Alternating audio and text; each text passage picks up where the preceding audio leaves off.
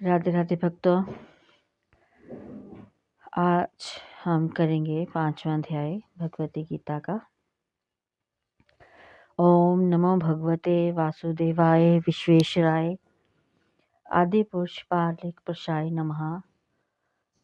जगत बंधु ज्योति स्वरूप जेकी जाननहार, हर यश मांगन आयो दास प्रभु के द्वार।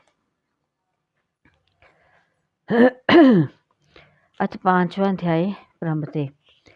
संन्यास योग।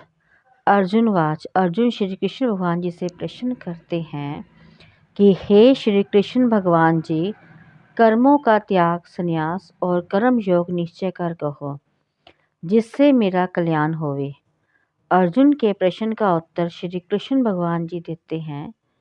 श्री भगवानुवाच, इसमें संन्यास के योग, कर्म योग, ये दोनों कल्याण के दाता हैं।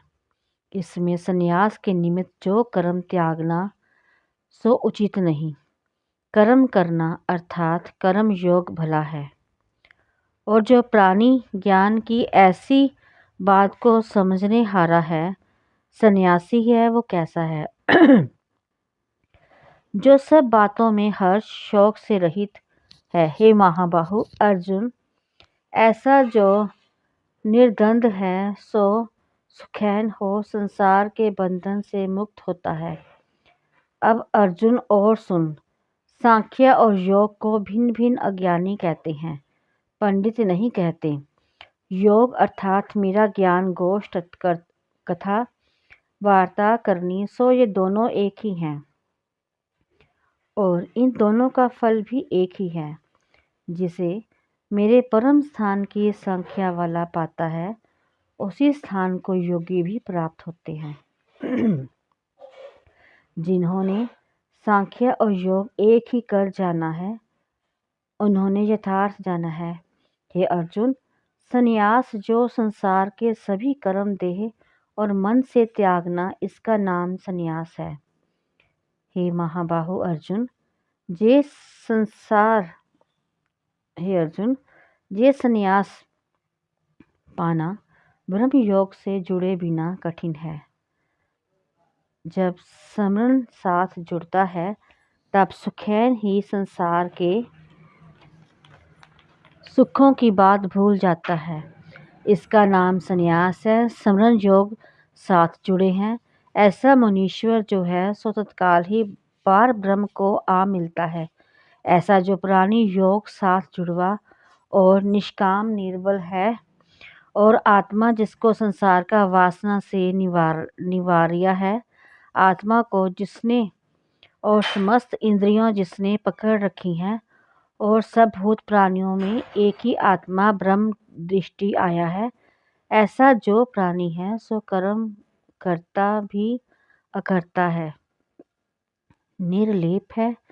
वह क्या समझता है कि जो आत्मा है सो कुछ नहीं करता। नेत्र देखता है, श्रवण सुनते हैं, स्पर्श देह करे हैं, नासिका सूंघती है, स्वाद जीवा लेती है, श्वास पवन से आवे जावे हैं, हाथ पकड़ते हैं, छोड़ते हैं, चलते हैं, निमिख नेत्रों के लगते हैं, सोती जागती देह है। जो इस प्रकार समझे कि ये सब इंद्रियां अपने अपने विषयों को बरतती हैं, और मैं जो आत्मा राम हूँ सो अकर्ता हूँ, इन सब से न्यारा हूँ, इस भांति आत्मा को समझे और इंद्रियों से कर्म करे। उस पुरुष को किसी कर्म किए का दोष नहीं। जैसे जल बिखे कमल निर्लेप न्यारा है, वैसे ही वह पुरुष भी भावना से न्यारा है। हे अर्जुन, जो योगीश्वर पुरुष हैं सो देह मन और इंद्रियां से सत्य कर्म जो स्नान आदि हैं सो करते हैं, और फल कुछ बांझते नहीं, जिसका फल निश्चल शांति पाते हैं, और जो कामना से निमित्त करते हैं सो बंधन को प्राप्त होते हैं। अब अर्जुन, सदा सुखी कौन है? जिसकी बात सुन। जो प्राणी आत्मा साथ जुड़ा है और किसी इंद्रियों को उद्यम नहीं उठाता, सो सदा सुखी है। अब अर्जुन मेरी बात सुन कि मैं कैसा हूँ, और मैं संसार को उपजाता हूँ और प्रतिपालक भी मैं ही हूँ, और मैं ही इसका नाश भी करता हूँ। मेरी माया का ये स्वभाव है। ये संसार माया का खेल है और मुझको इस संसार में कुछ प्रयोजन नहीं। ना मैं किसी से पाप कराता हूँ, ना पुण्य कराता हूँ। अज्ञानी जीव मोहित हुए हैं और पाप करते हैं, और जो मुझ ईश्वर को न्यारा निर्लेप समझते हैं, तिनको कभी आज्ञा नहीं उपजता। जैसे सूर्य को अंधकार नहीं, तैसे ज्ञानी निर्लेप है। कैसा है? श्लोक तत्बुद्धि मम आत्मा निश्चल निज घर सोए।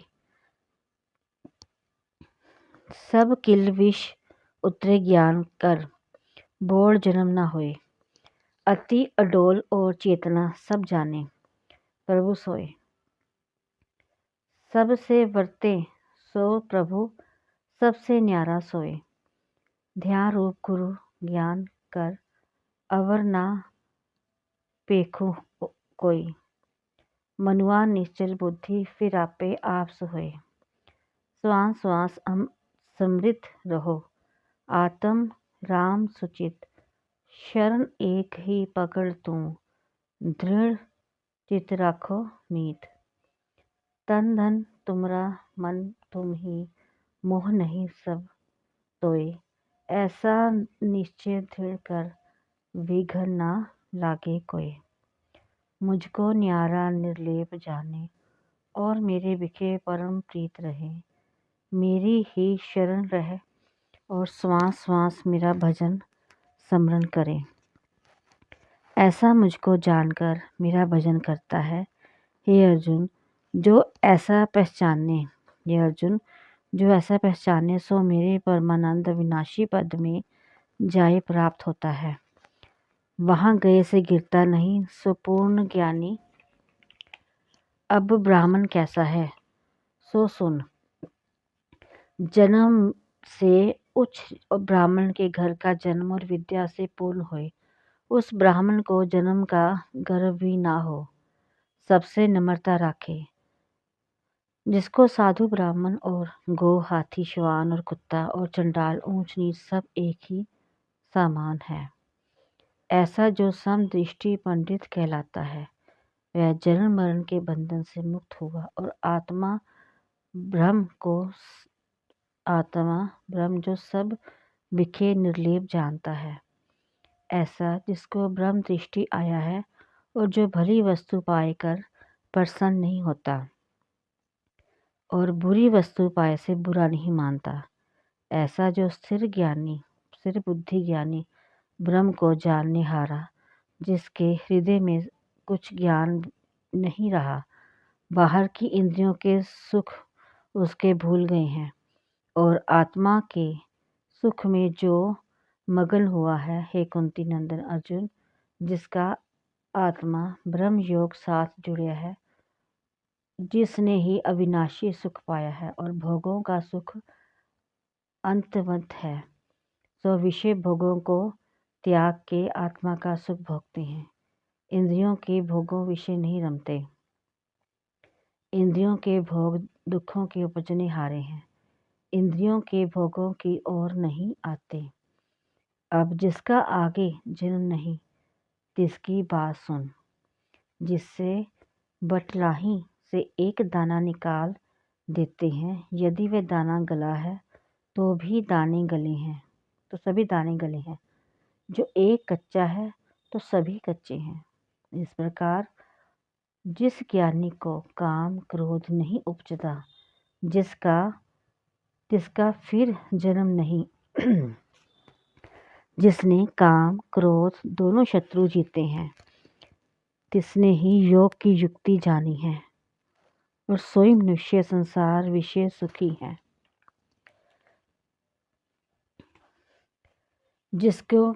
जिस उसको क्यों नहीं काम क्रोध उपजता। ये बात सुन आत्मा जो है ज्योति स्वरूप 30 साथ जा जुड़ा। 30 आत्मा साथ जुड़ने का जो निर्वाण सुख है, तित निर्वाण सुख विषय जाए मगन हुआ। इस कारण से उनको काम क्रोध नहीं उपजते। सो आत्मा ब्रह्म निर्वाण सुख को प्राप्त हुआ है। जिनके पाप मिट गए हैं और दूसरी दृष्टि 30 पुरुष की दूर हुई, सो समदर्शी हुआ है और उसकी प्रीति सब भूत प्राणियों के कल्याण बिखे हैं और शीतल स्वभाव है और काम क्रोध उसे नहीं व्यापते। यह ज्योति स्वरूप ब्रह्म निर्वाण सुख में मगन हुआ है। अब जो देह साथ होते ही मुक्त रूप है। जिनकी बात सुन, जिस बाहर की इंद्रियां विषयों से वर्ज रखी हैं और नेत्र में त्रिकुटी का ध्यान कर और समान बाजू के और समान बाजू तले को इकट्ठी कर नासिका विखेलाई है और जीता है जन्म जिसने और ने किसी वस्तु की वांछा और जिसको किसी का डर नहीं है और क्रोध भी नहीं, ऐसा जो भक्त है सो जीवन मुक्त कहलाता है। अब मेरी बात सुन हे अर्जुन।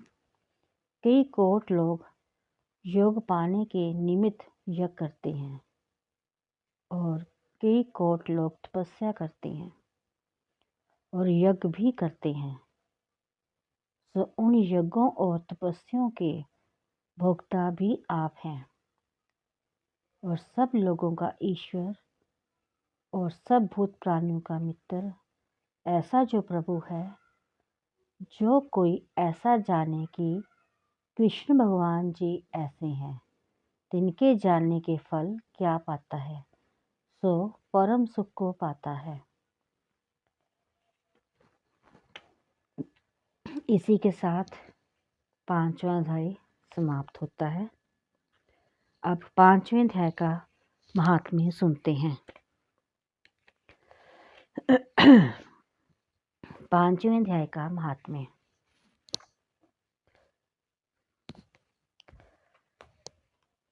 हे लक्ष्मी, अब 5वें अध्याय का महात्म्य सुन। एक ब्राह्मण पिंगला नाम अपने धर्म से भ्रष्ट हो गया था। वह कुसंग में जा बैठा, मच्छी मांस खाता, मदिरा पान करता, जुआ खेलता। तब उस ब्राह्मण को भाईचारे से छेक दिया गया। तब वह किसी और नगर में चला गया। देवयोग से वह पिंगला एक राजा के नौकर जा हुआ। राजा के पास और लोगों की चुगलियां किया करता। जब बहुत दिन बीते तब वह धनवान हो गया। तब उसने अपना विवाह कर लिया, पर स्त्री व्यभिचारिणी आई। जैसे वह था वैसी स्त्री आई। जो कुछ ब्राह्मण कहे सो वह ना करे। ब्राह्मण कहे तू बाहर ना जा, मैं कहे नहीं। जहाँ उसका जी चाहे वहाँ वह जावे। भक्तों को जाने नहीं, भर्ता को जाने नहीं। वह कल्प करता और स्त्री को मारता। एक दिन उस स्त्री को बहुत मार पड़ी। उस स्त्री ने दुखी होकर अपने भर्ता को विष दे दिया। वह ब्राह्मण मर गया और उसने गीध का जन्म पाया। कितने काल पीछे वह स्त्री भी मर गई। उसने तोती का जन्म पाया। तब वह एक तोते की स्त्री हुई। वह तोता एक वन में रहता था। एक दिन उस तोती ने तोते से पूछा, हे तोते, तूने तोते का जन्म क्यों पाया? तब उस तोते ने कहा, हे तोती, मैं पिछले जन्म की वार्ता कहता हूँ। मैं पिछले जन्म में ब्राह्मण था, अपने गुरु की आज्ञा नहीं मानता था। मेरा गुरु बड़ा विद्वान था। उसके पास और भी विद्यार्थी रहते थे। जब गुरुजी किसी और विद्यार्थी को पढ़ाते, मैं उनकी बात में बोल पड़ता। कई बार हटका, मैं नहीं माना। मुझको गुरुजी ने श्राप दिया कि तू तोते का जन्म पावेगा। इस कारण से तोते का जन्म पाया। अब तू कह किस कारण से तोती हुई? उसने कहा, मैं पिछले जन्म में ब्राह्मणी थी। जब ब्याही गई तब भर्ता की आज्ञा नहीं मानती थी। भर्ता को मारा। भर्ता ने मुझे मारा। एक दिन मैंने उसको विष दे दिया, वह मर गया। जब मेरी देह छूटी तब बड़े नरक भिगोए। बड़े नरक में मुझे गिराया गया। कई नरक भोगकर अब मुझे तोती का जन्म मिला है। तोते ने सुनकर कहा, तू बुरी है जिसने अपने भर्ता को विष दे दिया। तोती ने कहा, नरकों के दुख भी तो मैंने ही सहे हैं। अब तो मैं तुझे ही भर्ता जानती हूँ। एक दिन मैं तोती वन में बैठी थी। वहाँ गीध आया तो तोती को उस गीध ने पहचाना कि ये तो मेरी भार्या है, जिसने मुझे विष दिया था। वह गीध तोती को मारने लगा। आगे तोती, पीछे गीध। जाते जाते तोती एक शमशान भूमि में थककर गिर पड़ी। वहाँ एक साधु का दाह किया था। उस साधु की खोपड़ी वर्षा के जल के साथ भरी पड़ी थी। तोती उसमें गिरी। उतने में गीध आया, उस तोती को मारने लगा। उस खोपड़ी के जल के साथ उसकी देह धोई गई।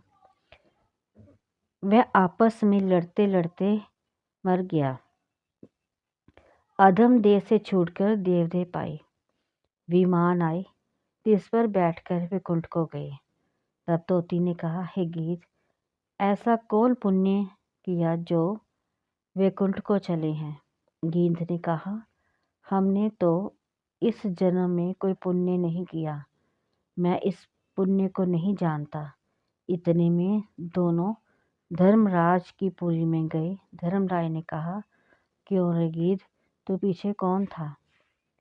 उसने कहा, ब्राह्मण था।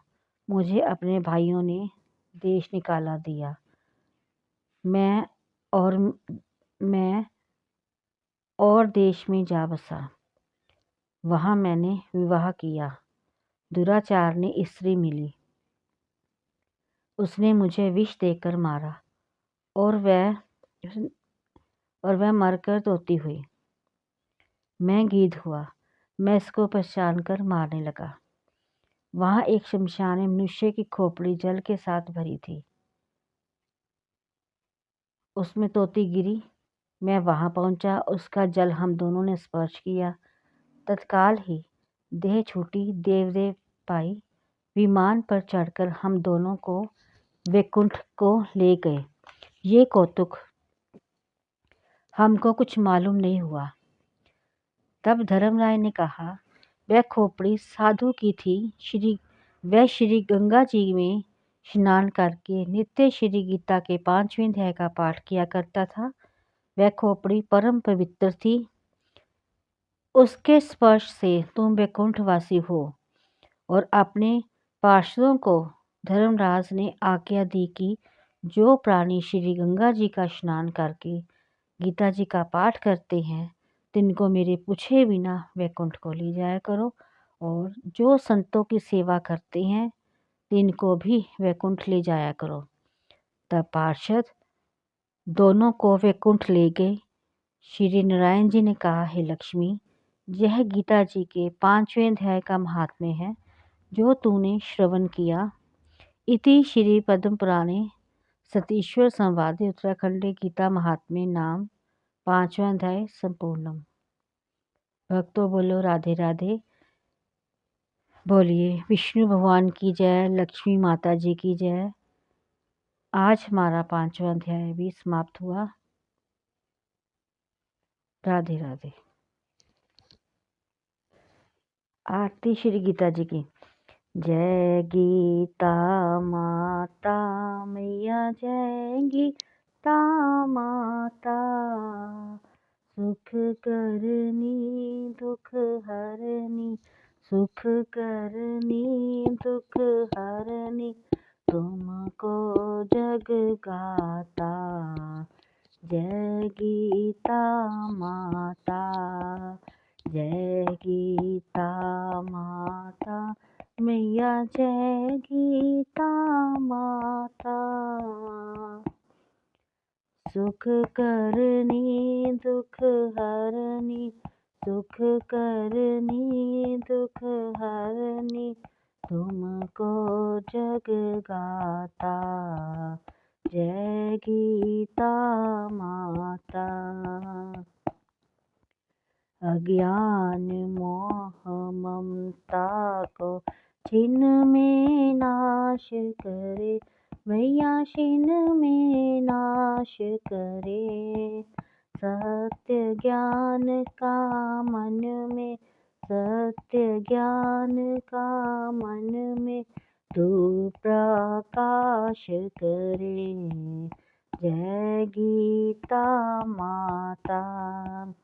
शरण तेरी जो आवे, तेरी मत ग्रहण करे, मैया तेरी मत ग्रहण करे।